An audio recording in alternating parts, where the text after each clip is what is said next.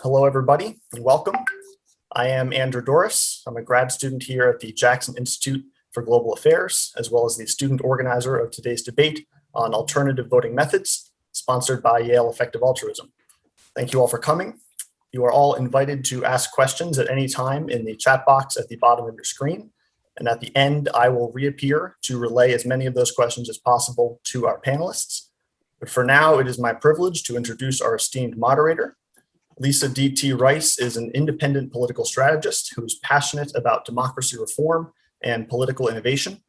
She is on the board of the Board of Directors for Unite America, which is a nonpartisan political movement working to foster a representative and functional government.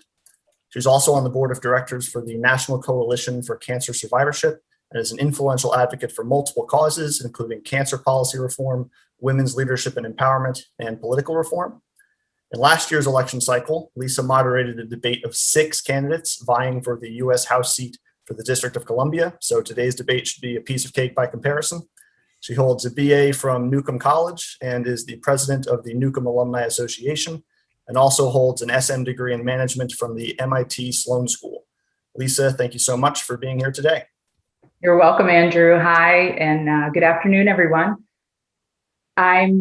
I'm really happy to be here today, and we're going to talk about something that is actually pretty exciting to me, because I think that if we can vote better, we will have better turnout, will attract more people to voting, and the more people that vote, the better the results. That's my personal opinion. So we won't talk about my personal opinion anymore. We'll get into introducing Lee and Aaron. Lee Drutman is a senior fellow in the political reform program at New America. He is the author of Breaking the Two-Party Doom Loop, The Case for Multi-Party Democracy in America, and The Business of America is Lobbying. He's winner of the 2016 American Political Science Association's Robert A. Dahl Award, given for scholarship of the highest quality on the subject of democracy. Lee is also co-host of the podcast Politics in Question and writes for the New York Times, Vox, and 538, among other outlets. He holds a PhD in political science from the University of California, Berkeley, and a BA from Brown University. Also, we have Aaron Hamlin. Aaron is the executive director and co-founder of the Center for Election Science. He's been featured as an electoral systems expert on MSNBC, NPR, Free Speech TV, Inside Philanthropy, 80,000 Hours, Popular Mechanics, and has given talks around the country on voting methods. He's written for Deadspin, USA Today Magazine, Independent Voter Network, and others. Additionally, Aaron is a licensed attorney with 2 additional graduate degrees in the social sciences. Thank you both for being here today. And we will kick it off with Lee and explaining a little bit about ranked choice voting. And we've got a video, and then we'll follow with Aaron, who's got another video about approval voting. And I will ask Lee to kick it off. Great. Well, thank you for that introduction. And I'm really thrilled to be having this conversation today. I think it's a really important conversation, because I think there's a tremendous frustration with our current voting system. I think we all participating in this debate agree that the single winner plurality system has some really perverse effects. It limits choice. It makes it hard for people to express their sincere preferences, and it's driving incredible divisiveness in our politics. So, I'm excited to have this conversation, because I think there's a bunch of single winner elections in our political system that are just inherently going to be single winner.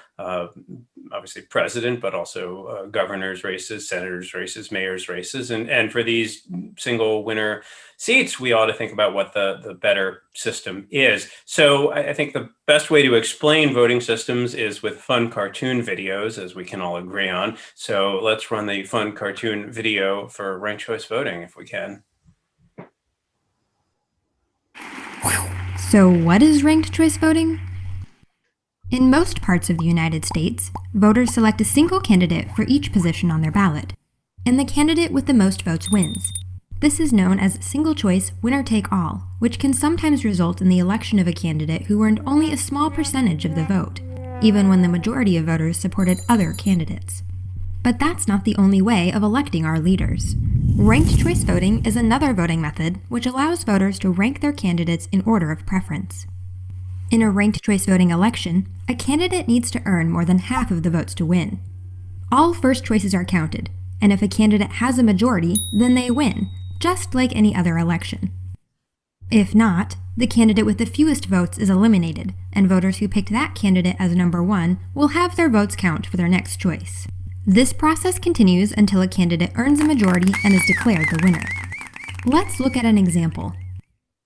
Here, you select orange as your first choice candidate, yellow as your second, pink as your third, and green as your final choice. The first choices are counted.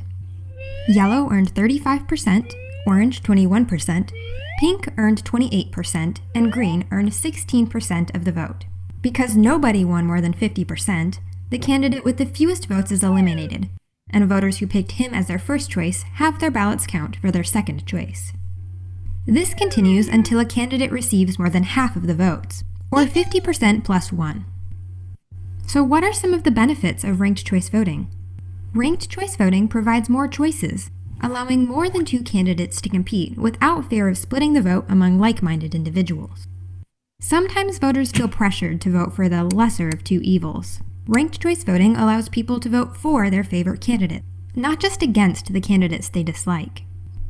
With ranked choice voting, we see more positive campaigns and less negative advertising. Candidates are encouraged to reach out to as many voters as possible, including those supporting their opponents. They can build a winning coalition with like-minded candidates to earn voters' second and third choices. It's time to fix our democracy and make our elections work better for everybody. We can do that with ranked choice voting. Visit www.fairvote.org to find out how you can get involved. All right. Well, thank you, Cartoon Explainer. I want to just talk briefly about why I like ranked choice voting. In addition to the reasons that were mentioned in that fun little video, it encourages more positive campaigning, more coalition building, more compromise. But one of the other things that I like about ranked choice voting is that we know that it works because it's been used for over 100 years in Australia, for 100 years in Ireland. Many other countries around the world use it. We know that it works because all those countries have been successful, thriving democracies. Australia has a century of moderate politics. We know that it's widely recommended by election experts who have studied all of these voting systems, and it's particularly recommended in divided and pluralistic societies in which coalition building is especially important. And that's because we know from 100 years of experience that it encourages compromise and coalition building in politics. And I think most importantly, and this is going to be, a point of contention in this debate, is that I think it makes the most realistic assumptions about how voters, campaigns, and parties will behave. It assumes that there is going to be a level of strategic voting. And what makes ranked choice voting work well is that it's really a hard system to game. It encourages people to vote their sincere preferences because there's no real benefit in not doing so. And I think that is incredibly important. So I think it aligns the incentives properly. It has, again, and I think this is really important, we have lots and lots of evidence that it works. This doesn't have to be a theoretical debate. We can go to the record. And, I think, again, it makes realistic and reasonable assumptions about how people are going to behave, both voters and candidates, in very high stakes elections. So with that, I will turn it over to Aaron so you can hear about why he likes approval voting.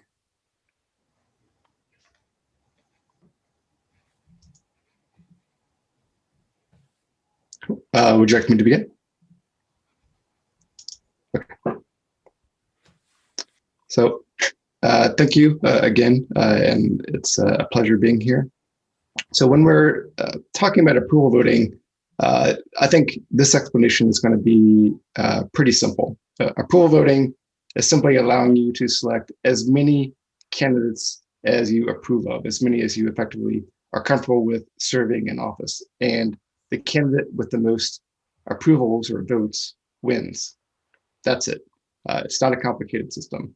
But just to do service here, we also have an explainer video, so feel free to run the explainer video.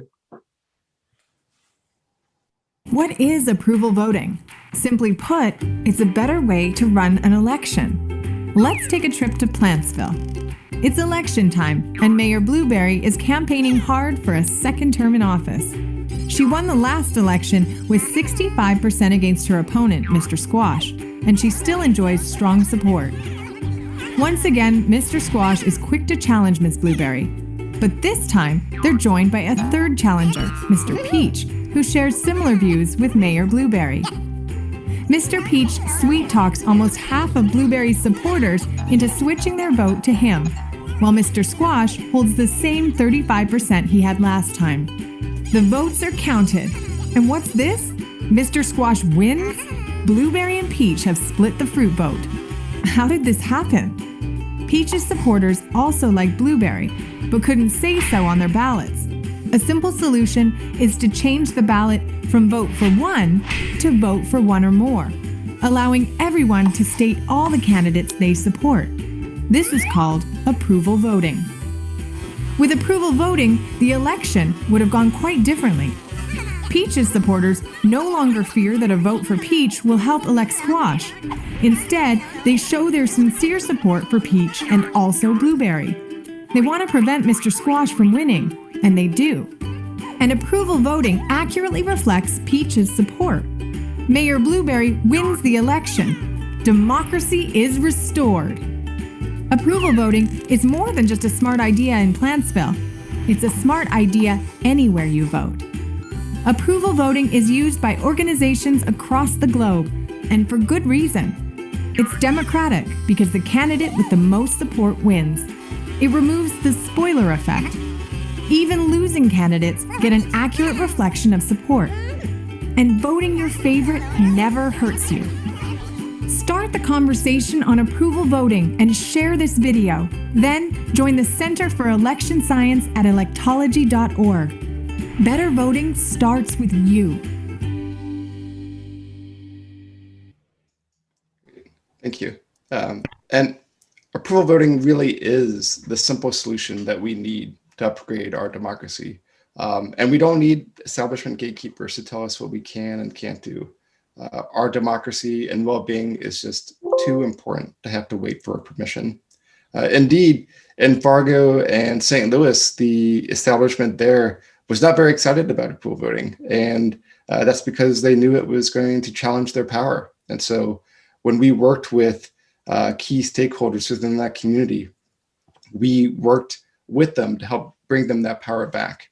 And interestingly, the two places where we've worked so far, Fargo and St. Louis, I think on the surface, it appears like these are really different places, but they were looking at really three core components of a voting method. And these are components that we're going to keep coming back to.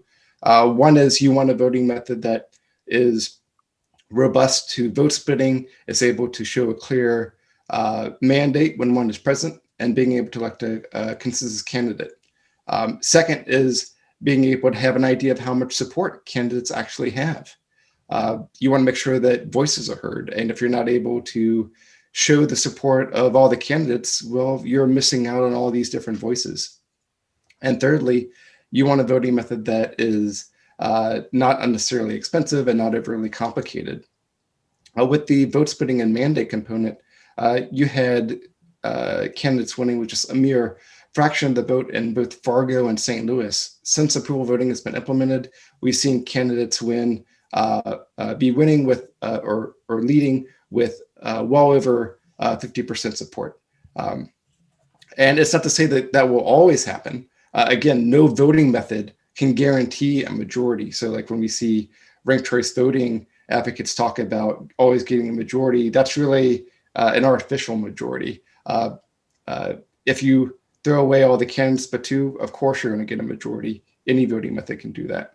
And we're going to talk again and again about being able to show the reflection of support for candidates. We're going to talk about polling and how that's played out in terms of approval voting, showing the accurate reflection of support for candidates. And both St. Louis and Fargo, they were told that their only choice before was ranked choice voting. And so they couldn't afford new voting machines. And so approval voting was really their only way forward. So we need an approach that gives winners the necessary support to be able to make bold decisions. We need an approach that encourages new ideas to flourish, and we need an approach that is practical. So overall, we need approval voting. Thanks, Aaron. So for the next 25 to 30 minutes, we're going to go through some questions, and each person will have 2 to 3 minutes total, 2 minutes to answer, save a minute for rebuttal. And we'll start with Lee. Why is your method preferable to the other? Great. Thank you.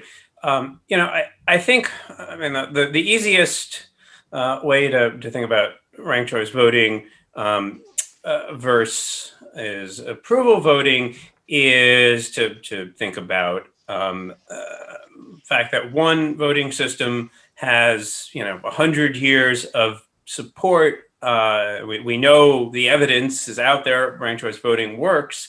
Whereas approval voting, it's not a new voting system. In fact, it's a voting system that is older than ranked choice voting. So I think one question, and I'll be curious for Aaron's answer to this, is why is it that although approval voting has been around for a long time, it's never really caught on? And I think the history shows that there have been various moments in which some organizations have used it, and then they've discarded it because it just leads to bullet voting. There have been some other systems that are similar to it that have been discarded.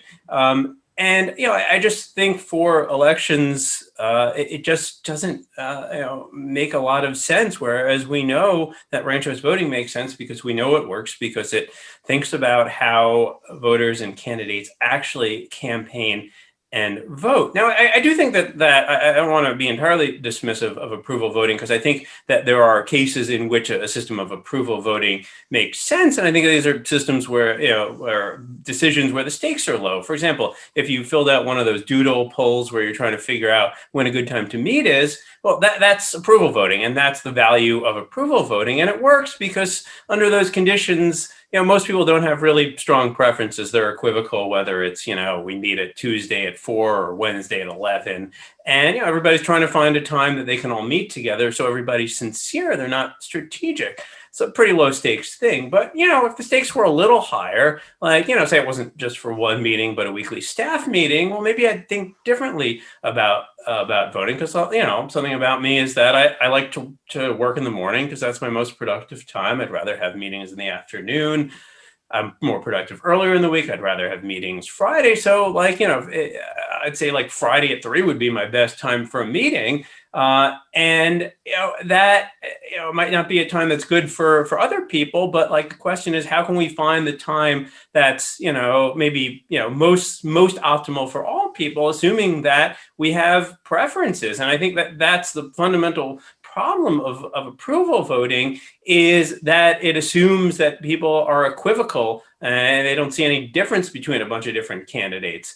And the reality is that when it comes to high stakes elections, which are elections for mayor, senator, governor, these sort of key single winner elections, people have preferences. There are campaigns. So I think I'm curious why folks who support approval voting think that elections should follow the same logic as as finding a meeting time on Doodle. And what are all the people who recommend ranked choice voting and have recommended it around the world, and all the countries and cities that have chosen ranked choice voting compared to just a very few have chosen approval voting? What are they all missing?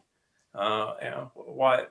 So I think those are some important questions that I hope we can get to here. Aaron, why is your method preferable to the other? And do you want me to include my rebuttal in my response as well? Absolutely. However you go for it. Okay. So I'll use the 3 minutes then. Yeah. Okay. So in terms of why approval voting is better than ranked choice, I think we again go back to those 3 issues. Being able to elect a strong winner. And again, like when we're talking about a winner, one thing to keep in mind is that 9 out of 10 times approval voting and ranked choice voting are going to select the same winner. I think that's something that's not really talked about a lot. And we've seen this play out through polling that we've done in presidential elections, Democratic primary, and other elections. What really comes to is where the focus is in terms of where the methods diverge. And so we see one example here of a potential divergence. We don't know how approval voting necessarily would have played out, but we see an example of where ranked choice voting has failed. And I think the clear example there that no one wants to talk about is Burlington, Vermont. And that's an example where the person who was able to beat everyone else head to head, that candidate lost because of vote splitting within ranked choice voting. There was a vote splitting with first choice preferences, and that candidate was knocked out and lost. And you also hear a lot of claims that ranked choice voting lets you always rank your favorite as first. Well, not the case. In Burlington, Vermont, conservatives, they were told the same thing, and they were told that they could rank their favorite as first. What happened? As a consequence, they caused a worse outcome. They had the progressive candidate, the polar opposite of what they would want, win as a result. So it was a worse result for them, and it was a worse result for the electorate. And that's because, and that's even in the case of voters voting honestly. They're getting a worse outcome when they're voting honestly. And another key example of being able to see when a voting method is performing well is when it's actually able to capture the support of what people want, including with candidates who don't win. We see time and again, approval voting does an excellent job capturing the support of all the candidates, including third parties and independents. We saw this in the Democratic primary, for instance. I think Yang is a great example here. Under both plurality voting and ranked choice voting, Yang got under 10%, whereas under approval voting, he got roughly 30%. This is a case where a candidate with new ideas needs to be heard when people support him, and he's getting ignored. Had he used approval voting, he would have gotten the support that he deserves. And we did a control measure. We asked people how they honestly felt there, and we saw that line up. So it wasn't just a fluke, and we're just seeing time and again of these candidates getting ignored. This idea of momentum, I think, is one that doesn't make much sense. Sure, ranked choice voting has been around a while, but it's also been repealed. It's been repealed in Burlington, Vermont, Ann Arbor, Michigan, Cary, North Carolina, Aspen, Colorado, Pierce County, Washington, Sunnyvale, California. It's failed by over 60% in a number of initiatives. And in Alaska, it passed recently, but it failed the first time. Massachusetts, it failed by over 10%.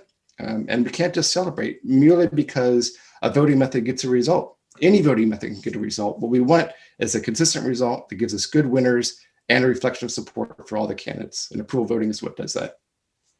Okay, thank you. Our next question is about resistance to strategic voting. But what I wanted to do very quickly, because everyone might not be the voting geeks that we are, I'll say what strategic voting is. Strategic voting, it's sometimes referred to as tactical voting. It's when a voter casts their ballot for a candidate that is not their first choice in order to prevent someone else from winning. And so we'll proceed into the next question. which method is more resistant to strategic voting and why? Lisa, do you want to give Lee a chance for his rebuttal as well? I could. Lee. All right. I just want to be fair to Lee. That's all. If you want, I think critics of ranked choice voting often bring up the case of Burlington, Vermont, which was, one election in which ranked choice voting did yield a weird result. And no system is perfect. I mean, I think we have to be honest about that up front, that every system under certain conditions can yield an unexpected result. That, if there were a perfect voting system, we'd all be using that voting system.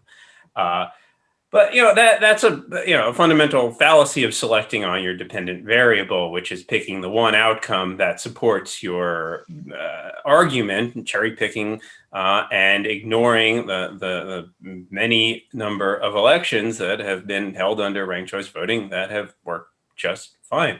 Again, Australia has happily used this system for 100 years. Ireland has happily used this system for 100 years. It's been used in many elections in the U.S. and in St. Paul, Minneapolis, Oakland, San Francisco. It's now being used in New York in the primary. It's in Maine. It's in Alaska. And yes, it's not going to win every ballot initiative because a lot of people haven't heard of it and they don't understand it yet. But the more people understand it, the more people are enthusiastic about that. And I know that having watched the progress of ranked choice voting over the last few years, that once people get it, they like it. Okay. Are we ready to move into the next question? Aaron, do you want to answer the next question? Should I restate it? Which Sure, maybe for the audience, yeah. Which method is more resistant to strategic voting and why? So here, when we're talking about strategic voting, the idea of someone voting in a way that benefits them overall, I think perhaps more important here is how does someone optimizing their own vote, voting the way that they feel is necessary, how does that play into the outcome? Because if it doesn't give you, if the voting method is robust to strategic voting and still gives you a strong outcome, then I don't think there's a big worry there.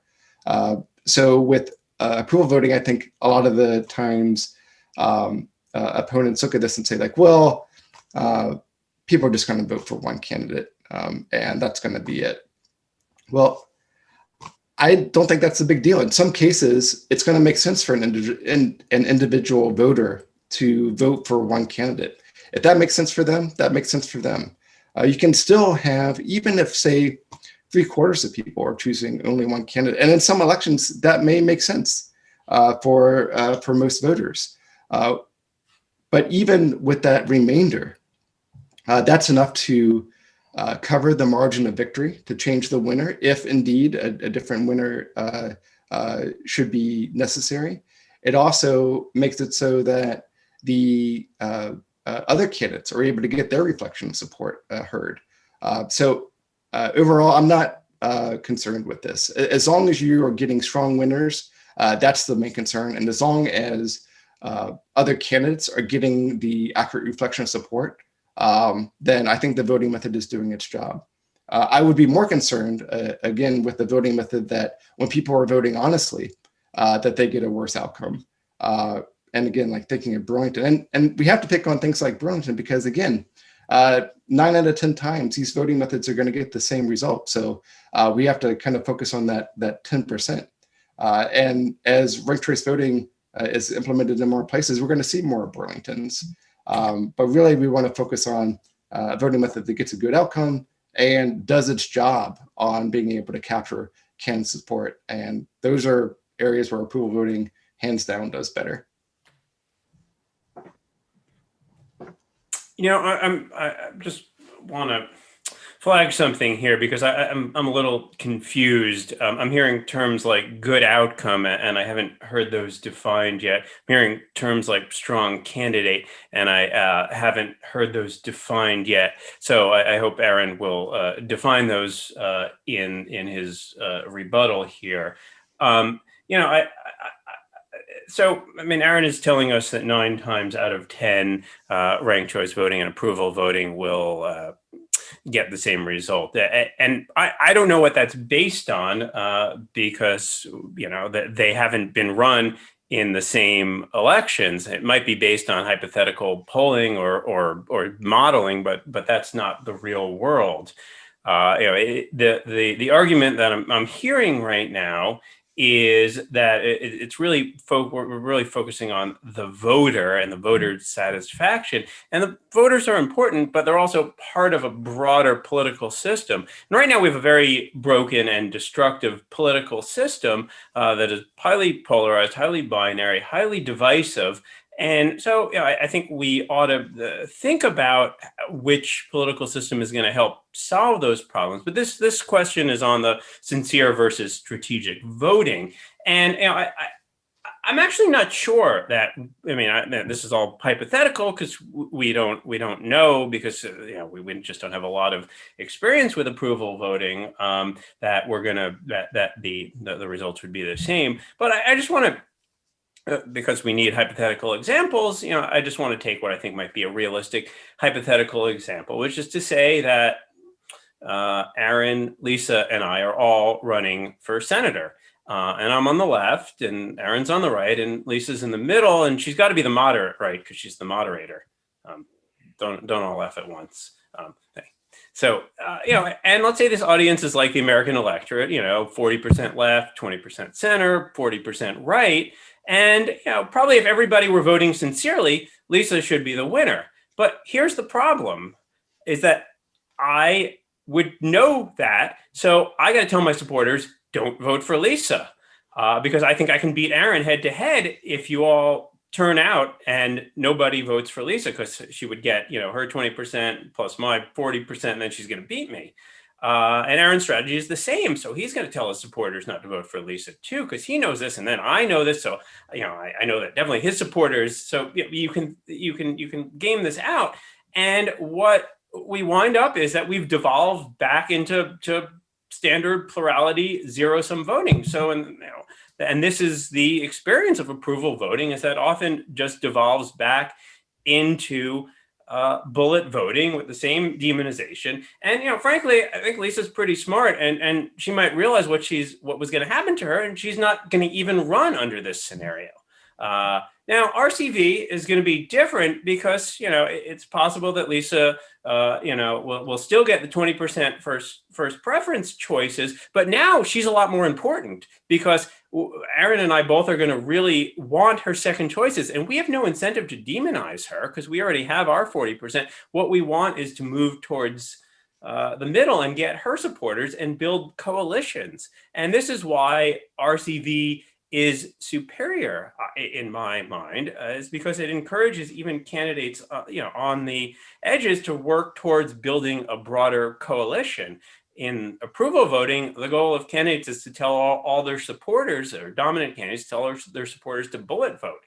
In ranked choice voting, I'm trying to build a broader coalition. So, you know, I think when we think about these systems, we have to think voting systems, we have to think about them as a broader part of the political systems. We have to think about how campaigns are going to operate. We have to think how candidates are going to operate. And we have to think how voters are going to be responsive to that. And the dominant strategy in approval voting is just to bullet vote. And if Aaron's fine with that, then I don't know why we even bother to change to approval voting, because then we might as well just stick with plurality voting and save us the hassle. Aaron? Yeah. So Lee asked, well, what makes a good winner? And I think that's a fair question. A good winner is one that has the maximum support of the electorate over any other candidate. And when we do polling, we ask people as well, we ask their honest opinion along with how they would vote under different election scenarios. And approval voting, much more than ranked choice voting, it lines up with people's honest opinion. We asked people that in St. Louis as well. Their approval voting support lined up with their honest assessment. And that was even, and also people voted for 1.6 candidates per ballot in St. Louis. So even there, like we're hardly seeing bullet voting being rampant. But if it was, like maybe it makes sense for those voters as well. What's important is that we get good winners, and we can measure good winners while we're doing this polling. And so that's what I would say. So if you're getting good results, really, that's really all that matters. Okay. Are we ready to move on to the next question? And we're a little squeezed on our time, so I'm going to ask a question and ask that each of you watch your time on answer and rebuttal. The next question: which method produces more moderate winners, and is this always good? Lee, you want to kick off? Sure. Yeah. And, again, I keep coming back to this, but I think this is an incredibly important point, that with ranked choice voting, we don't have to rely on hypothetical polls that are divorced from the rough and tumble of actual campaigns. We can actually look at the record. And we can look at 100 years of moderate Australian politics. We can look at 100 years of relatively moderate Irish politics. And we don't know from approval voting because there's just no history there. We can do polls all we want, but polls are actually, Aaron was talking about a good way of, we want to know what candidate support actually is. Well, actually polling is a good way to know that. We don't, so we have a way to do that. Just want to talk about the St. Louis election, because that is the case that we have most recently of approval voting, and I want to know that was a two-candidate election, not a single winner candidate election. So actually, 1 point, even though voters were selecting two candidates, they actually undervoted at 1.6, and actually turnout went down in St. Louis. So there was just 22% turnout in this election, which was actually down 11,000 votes from 4 years ago, so. I think with RCV, you actually get more people using those rankings. And so you're more likely to figure out what the moderate winner is. And I think, again, I'm having this, I'm finding it hard to understand what Aaron really talks about. A good outcome is who has maximal support among the electorate. I think what he's trying to get at is, who would be the conducive winner, which is, the idea who would win the most head-to-head matchups, which, is a sort of gold standard for how you measure electoral systems, but it's also impossible to achieve unless everybody ranks every candidate, which is just not going to happen. I'm just perplexed there. I think, there is a fundamental problem, of course, in getting moderate winners, which is that there's, tremendous polarization in our society. And, if the electorate is divided, it's going to be really hard to find a moderate winner.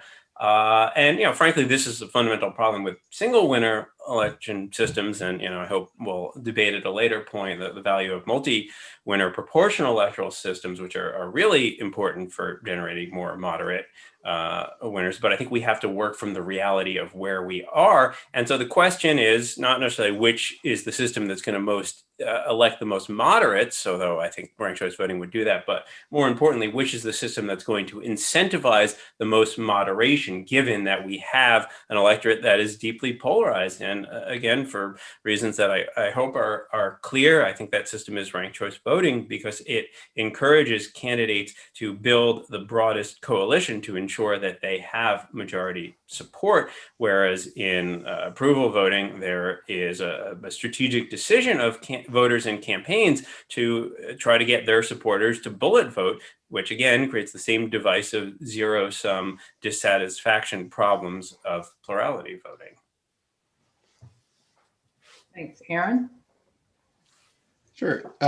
So when I said that a good winner is one that maximizes the support from the electorate, that's what I meant. Conducive winner is another way of doing it, but we need to talk about voter satisfaction. And so when I said that, that's what I meant. And when we're talking about getting moderate winners, really like we're talking about getting the candidate who maximizes, has the most support from the electorate themselves. And moderate is going to vary from place to place. So really, when it comes down to it, that's what we want. We want a strong consensus winner when we're talking about who we want to win. So Lee mentioned that St. Louis was a two-person election. So here we have approval voting being used. We can choose as many candidates as you want, and then it goes to a runoff in St. Louis. But I thought there might be some naysayers ahead of time. So fortunately, when we were doing our research design in St. Louis, we also asked them how they would vote if there was no runoff. Would they have voted differently? And indeed, some people would have voted differently. The votes per ballot would have dropped slightly from 1.6 to about 1.5. But ultimately, we have the same winner order, and roughly the same support among all the candidates as well. And it's important to do these polls alongside real elections, because otherwise you run into fantastical hypotheticals that folks dream up. And so when we look at a particular election, what we do is we ask people, okay, well, here's an election using a particular voting method. How would you have voted if this was the voting method? And then we also ask them what their honest assessment is of these candidates. And we ask them that in different ways. We ask them by using a Likert type scale. We ask them by ranking their honest rankings, and they ask them who they honestly approve of.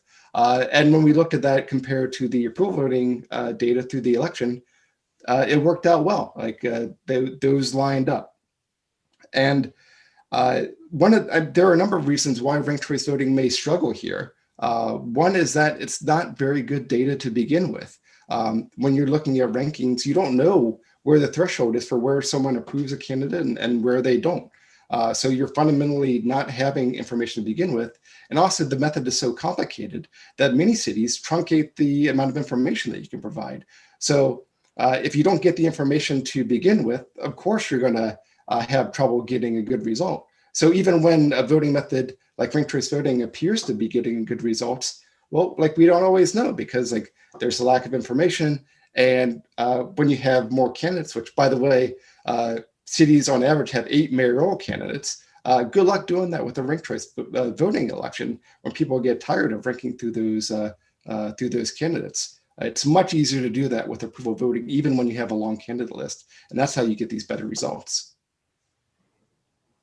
Okay. Lee, did you have a rebuttal, or are we ready? I think we're arguing angels on a pin with this. What counts as a better result? Approval voting assumes. When we're talking about voter preference and measuring that, I think approval voting assumes that you either like a candidate or you don't like a candidate. But ranked choice voting data is I think actually quite more informative, because you are much more likely, people mostly use their rankings, so people are much more likely to vote for multiple candidates under ranked systems, and you actually have an incredible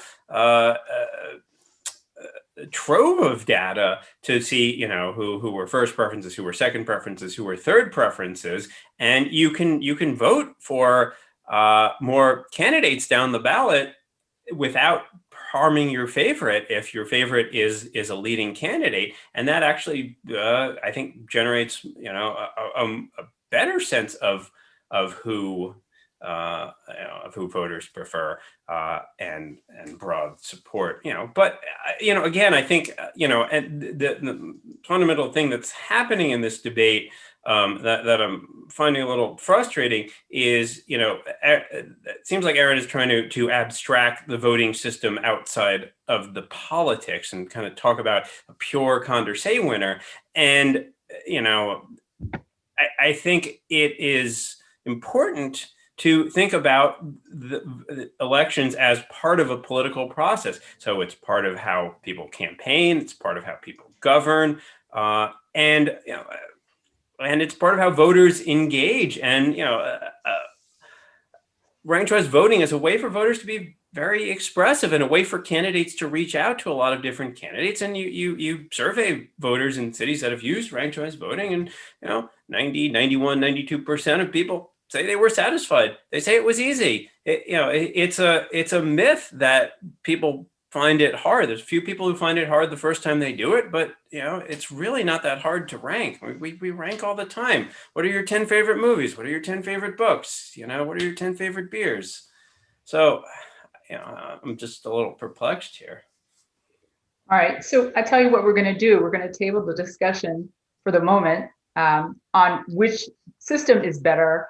And let's go to the next topic. Suppose you've convinced the audience that your method is best. What are the biggest obstacles to reforming the existing system? How can they be overcome? And what can our audience do to help? Lee, do you want to start? And you'll get 3 minutes to respond. Yeah, well, I think we're at a real inflection point in our democracy, in that we're having a very broad democracy reform conversation, and some of that is around the immediate challenges of voter suppression, and Georgia just passed a very restrictive voter ID law, and the Democrats' response, the For the People Act, HR 1, and we're really thinking about what it means to have a fair democracy. And I think this is a decade-long conversation, at least.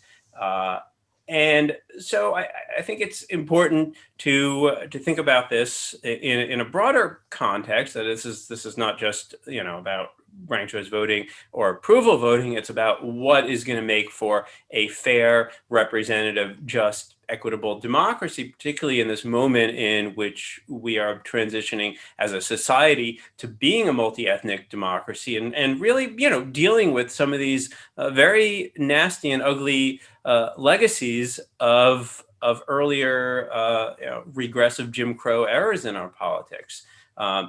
So I want to make sure that we are having these conversations as part of that bigger conversation. And I think it's important in this moment to, have a broad conversation about alternative voting systems, which we are doing now. And I think one of the challenges is that, we have to understand some of the ways in which our voting system itself is contributing to our political problems. As you mentioned, I'm the author of the book, Breaking the Two-Party Doom Loop, Case for Multi-Party Democracy in America, in which I argue that it is in fact our two-party system that is fostering incredible divisiveness, and that a multi-party system, I think, would work much better because it breaks the binary nature of our political conflict, which is exacerbating so many of these us versus them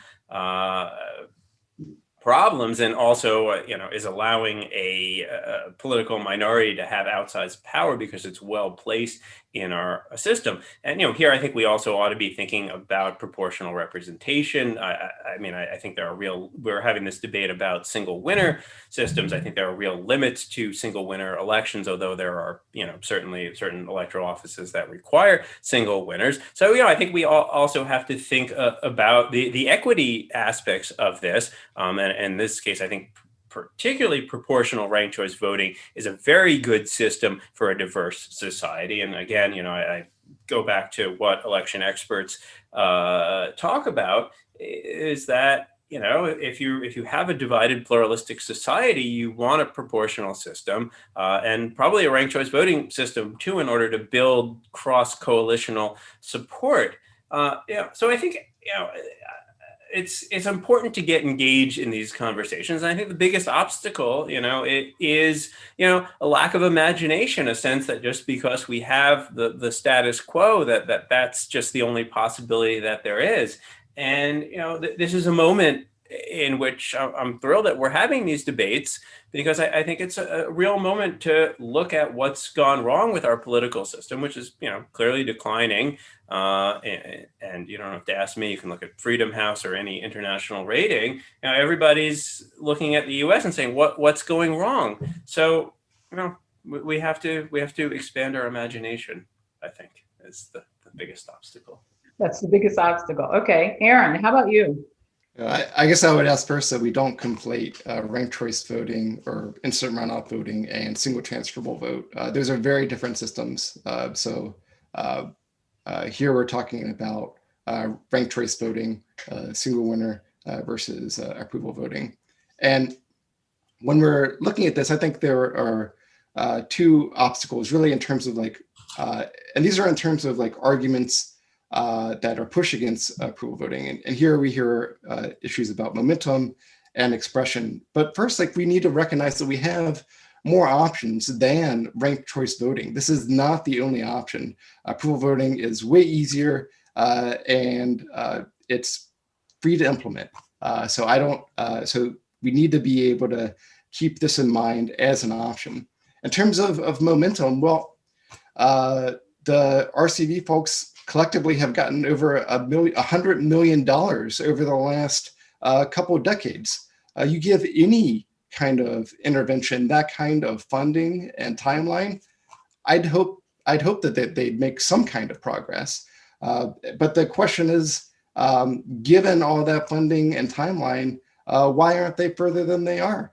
You look at approval voting as an organization, we've been around with funding for 3 years. And within those 3 years, we've helped over 400,000 people get approval voting to help give them a voice in their democracy. So sure, RCV is further along, but look at the head start that it got. So I wouldn't really call that momentum, particularly when you're looking at recent failures like Massachusetts, where it lost by 10 points. That doesn't look like momentum to me. And as far as expressivity, which Lee had brought up earlier, this is also an obstacle that we see with people looking at ranked choice voting versus approval voting. But if you're filling out your ballot and you're looking at the results and you don't see your voice reflected in the results, something is wrong. You look at, I see a lot of third parties being told that ranked choice voting is the solution for them. It gives them their voice. You look at Maine. In Maine, which was able to use ranked choice voting for presidential elections, neither third party got over 2%. If ranked choice voting is supposed to help third parties, where is it happening? You're looking at federal offices there, they're not getting over 5%. Whereas when we look at approval voting, time and again, we looked at the 2016 election, doing polling there, Joe Stein went from 1% to 9%. Gary Johnson went from 3% to 21%. You're not seeing any of those gains with ranked choice voting. So particularly if you want to see your voice reflected, regardless of what you put on your ballot, you need to use approval voting. That's what's going to give you your voice. Thank you. It's time for each of you to give your closing statements. You each have 3 minutes. Do you want to give Lee his rebuttal? That question we just put on the table. Each of you got your 3 minutes for that one. All right, just making sure we're being fair to Lee. I'll roll my rebuttal into the closing statement. All right. Well, you're up, Lee. All right. So I found it. I didn't know that 100 million has been spent supporting ranked choice voting efforts. That's new to me, but it suggests to me that the funders who are looking at voting alternatives are seeing something in ranked choice voting. I mean, these are folks who are very careful with their money and do, from my experience, do run all the traps and try to figure out what things are effective and what not. And the fact that $100 million has already been committed to ranked choice voting suggests that a lot of people have independently come to the idea that ranked choice voting is a good system of voting. And again, it's not like approval voting has been around for a long time. Ranked choice voting has been around for a long time. So this, seems to me something notable. Ranked choice voting is not going to win every campaign. Neither is approval voting. The women's suffrage movement didn't win every campaign, when it started out either. I do want to address the question of which is simpler, because that was a question that we were going to discuss before. And, I think that, the argument that I hear from Aaron is that, approval voting is easy and cheap to do. And, so when I hear that, it makes me think, well, okay, if it's easy and cheap, why hasn't anybody done it before? In fact, people have. There have been various uses of approval voting, and there are a number of organizations that have adopted it. And almost invariably, it devolves into bullet voting, and they say this doesn't really work. And look, all voting systems have trade-offs, and there's complexities. And in some ways, if you want a super simple voting system, you can use plurality voting. But the approval voting hides its complexity because the complexity is all in the strategic calculations of whether or not people should approve of multiple candidates. Ranked choice voting, yeah, it's a little bit more complicated up front, but it's a very difficult system to game, and it really encourages people to sincerely vote. Now, I hear Aaron saying, oh, well, we know that approval works better because we've run polls.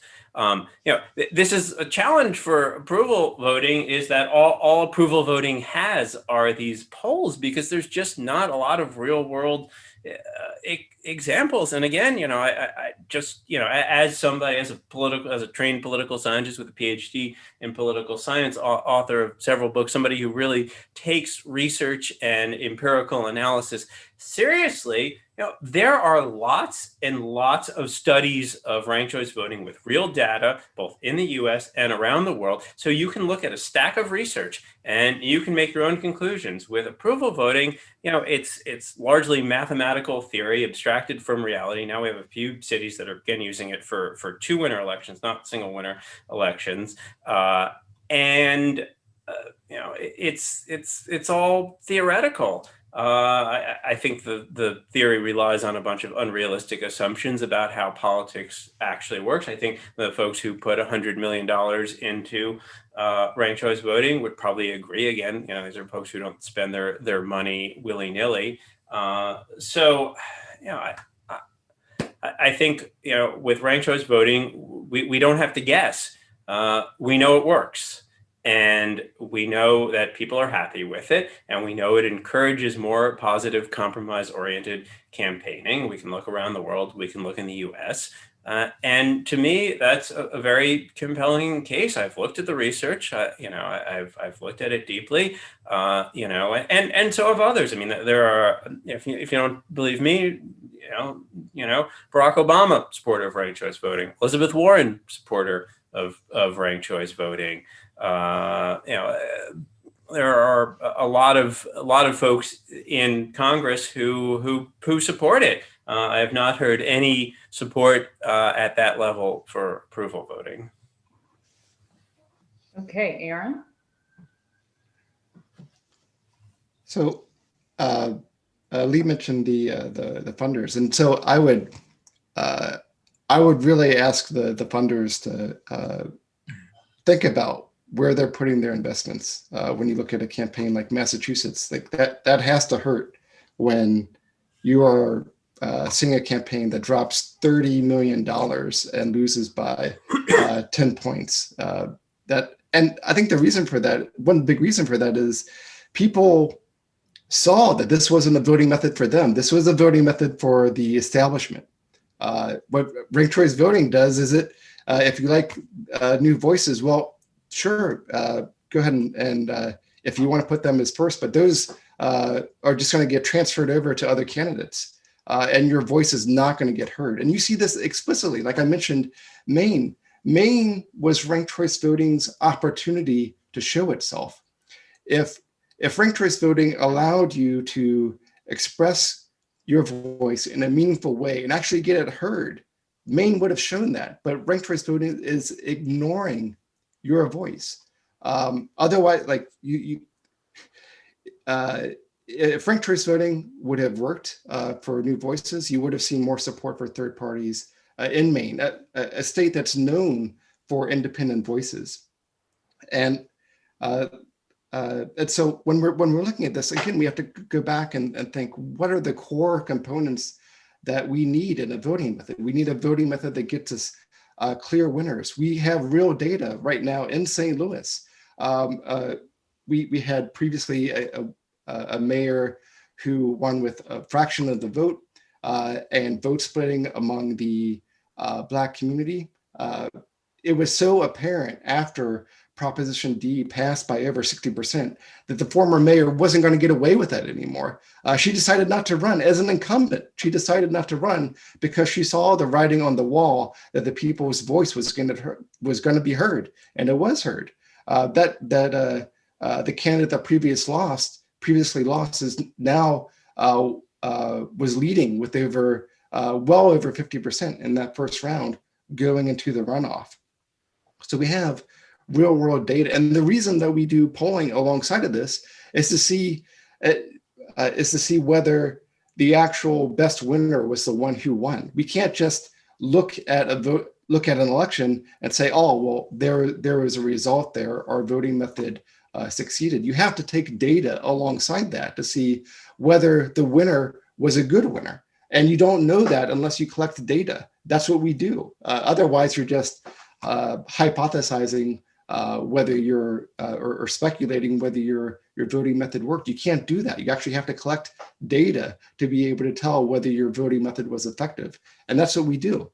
And so we have a solution in front of us right now that is easy to implement and is easy to understand. You have a drastically better alternative than you've been told. You don't have to wait for permission. They're not going to give you permission anyway. You have to demand it. So I ask that you join us in our movement to spread approval voting. Our democracy needs you now. Thank you. Thank you. I think that Andrew might have some questions from the audience. If not, I have a question of my own, and then I have a question that someone sent to me earlier in the week. Sure. So do I ever have questions? There have been 112 questions submitted in the chat below us. Holy guacamole. So there is no way that I will be able to get through all of them. I have tried to identify a handful that had common themes throughout, but I'll let you go first, Lee. So you said you had one on top of your head, or that you had. Yeah. I would love to hear your thoughts as well. Yeah. So my question is for Andrew. A couple of times you were, not Andrew, I'm sorry, Aaron. And Aaron, a couple of times you've referred to Maine showing that, the third-party candidates, that didn't really work for them. So can you walk us through why Maine was a failure from your perspective? Yeah, so in Maine, neither the Green Party candidate nor the Libertarian Party candidate got more than 2%. Right. And so we have to ask ourselves, did they actually have more support than 2%? And surely they did. And the reason that ranked choice voting fails to show that support is because it just flat out ignores data. So you look at all the information that people put down on their ballot. So if a candidate isn't eliminated into a later round, all the lower rankings for those ballots never even acknowledged by the voting method.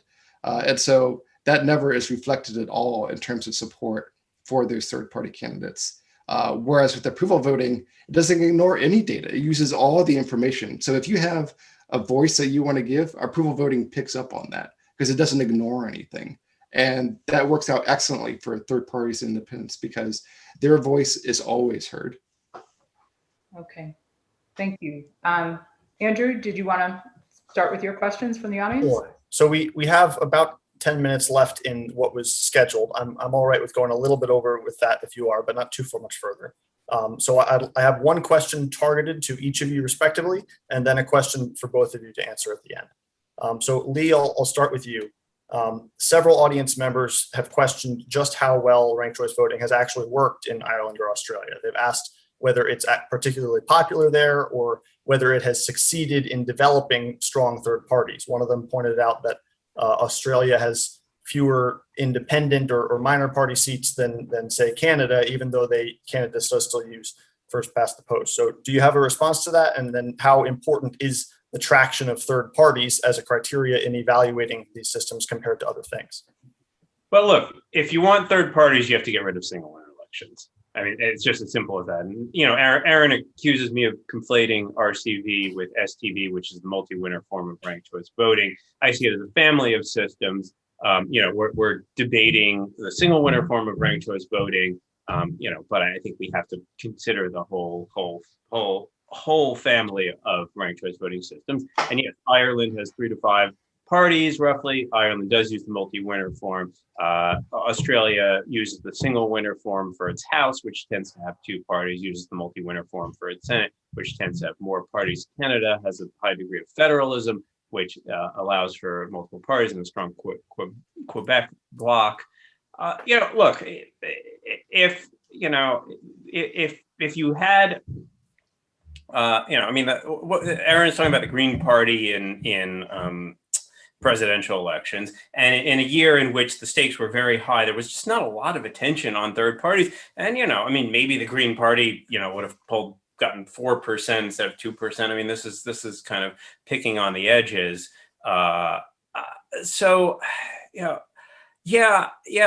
Single winner ranked choice voting is not going to generate a ton of support for third parties, but neither is approval voting either. You have to move past the single winner format if you really want multiple parties. And I'm honestly confused when Aaron's talking about the establishment supporting ranked choice voting, because if he had followed the campaign at all in Maine, he'd know that the establishment there was incredibly against ranked choice voting, and it took 2 initiatives in order to get it passed because the establishment tried to shut it down. So that part is confusing to me, I confess. Aaron, my next question for you, you can squeeze in a little response to that if you want, just because I know we're trying to allow equitable response times. The approval voting specific question that I had was, is there any hazard regarding the variance from person to person in what approval means, or the different thresholds that some people would express that they approve of a candidate and their positions, whereas ranked choice voting kind of gets around that because you're only expressing relative preferences rather than absolute ones. So how much is that ambiguity in what approval signifies a problem to the accuracy of approval voting's results? That threshold for the individual may vary, but despite that, when we're looking at honest assessments as the electorate as a whole, we're still seeing that strong winner getting elected, and ultimately, that's what matters. I'm a little put off by Lee's response about it not mattering about being able to capture third parties or independent support. These are new voices, and also what this is basically arguing for is that we ignore people's voice, and I don't think that's just at all. So like when we look at the Democratic primary, for instance, I pointed out that Yang, for instance, under both ranked choice voting and plurality voting was getting under 10%. Are we saying that it's okay for new voices to get marginalized? Because that's what's happening under plurality voting, and that's what's continuing to happen under ranked choice voting. Whereas approval voting gives those candidates support so that they can't be marginalized when they bring in new voices. I don't think this kind of unfair marginalization is what we want in a voting method. And again, like that's why we want approval voting, because we want to be able to pick up on those voices. Come on, that's a bad faith argument, Aaron, and you know it. But, I mean, just look at the data. Any voices? Come on, that you know that's a bad faith argument. So look at the data. I mean, in Maine, these other candidates are getting a pittance of their support. Is the Green Party a new voice? I mean, if the Green Party had more support, we'd see it in polls. We don't need voting methods, And Andrew Yang, Andrew Yang has not been marginalized. He's running for mayor of New York City. He has a huge Yang gang. He wasn't going to win the Democratic primary anyway, but he got a ton of attention, and he really did elevate some new ideas. I have a hard time understanding how those voices would have been picked up in polls that use plurality voting. When you use a terrible measurement instrument, of course it's not going to be picked up. Well, so you could run all the approval voting polls you want. I don't care. That doesn't matter. It's a question, but when people are actually having to vote, they have to vote strategically. So, It- I'm not trying to, I want more voices. I'm the guy who's arguing for multi-party democracy. I think we're brushing up here. We're brushing up against the limits of the single winner system that if you really wanted more voices, you should join me in supporting proportional representation. I mean, that's if that's what's really important to you, Aaron, and maybe it is, proportional representation is going to bring in a lot more new voices. So will you join me in that? I'm a supporter of proportional representation, and if that's what this debate was about, I would have talked about it more. But this debate is about addressing offices that are inherently single winner, and it's important that for those offices that we make sure that we get strong people elected, and that when people have voices that are bringing new ideas to the table, that we don't ignore them, because that's what's happening under plurality voting. That's what's happening under ranked choice voting. And we don't have to look at hypotheticals anymore. You can't argue that people are going to constantly use tactical strategies in a way that nullifies the election when we have firsthand knowledge of actual elections, when that's not coming to fruition. And as approval voting gets implemented in more and more places, we're going to see even more and more examples of that. And it's going to be harder to put out those bad faith arguments. All right. Well, I'm looking forward to seeing approval voting implemented in a place with a single winner. I mean, I find it interesting that although we cite St. Louis, actually St. Louis has a runoff. So it's sort of like, RCV is also called instant runoff voting. If approval voting works so well, then why not just have it elect the mayor directly? Why do you need a runoff election? So the reason in St. Louis that we use a runoff is because in some cases there are parameters about how a state may interpret what a majority is. But I think it's important to recognize that no voting method can guarantee a majority. By merely throwing out candidates until there are two, it's really just contriving a majority. So in those cases, we're doing it just to satisfy a state's interpretation of majority. And fortunately, approval voting is so flexible that it is able to work with a lot of different circumstances, including the one in St. Louis. But I don't think anyone would argue in good faith that a traditional runoff system is not a single winner method, whether you're using it with plurality voting or if you're using it with approval voting. But then why not just have it for the final result? I mean, anyway, that's an academic argument. I am glad that the discussion has become almost as lively as the comment section beneath us. There is one more question I think we have time for, which is maybe a little bit less, where you might not necessarily disagree. There's a lot of comments coming in pointing out that there are many other voting methods besides those, even within the single winner limitations, besides those we've endorsed today, which is kind of ironic given that escaping this doom loop of only two options to choose from is one of the things we're aiming to achieve. Star voting, for example, or ranking in some way. So what I'll ask you to close is, using your voting method of choice, tell us what either your next favorite method or methods are using. So Lee, what's your second favorite voting method? What's your third choice? And then Aaron, of what other voting methods do you approve as improvements over the status quo? Well, when it comes to single winner elections, I would say either ranked choice voting or a two-round election, runoff election. When it comes to proportional representation, I think in addition to STV, we could consider open list PR. We can consider mixed member proportional in the New Zealand German system. But I feel like there's this desire among voting elections nerds, and it's a fun thing to do, to come up with some new voting system. But the reality is that we've been, this is not a new debate. It's 150, 170-year-old debate. And a lot of these voting methods have been, debated and tried. And, there's a reason why ranked choice voting is one of the most, is a very widely used method. And all of these other families of voting methods are not used, is because ranked choice voting works pretty well. And it's as simple as that. In terms of other voting methods, I would say score voting is probably a strong runner-up to approval voting. With approval voting, you're looking at really kind of rare isolated cases where like approval voting would not get the same winner as score voting, maybe fewer than 1 in 100 or something like that.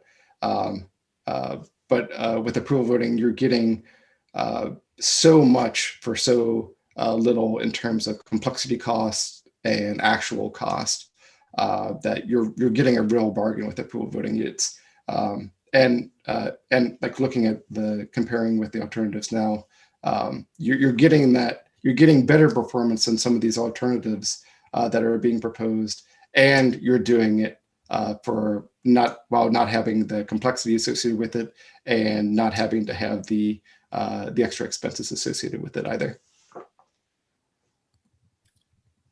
All right. Then on that note, it is 4:45, which is the advertised close of this event. Thank you all for coming, both participants and the attendees. We will post the recording afterwards on the Yale Effective Altruism social media, among other places. So you will be able to continue the conversation amongst yourselves.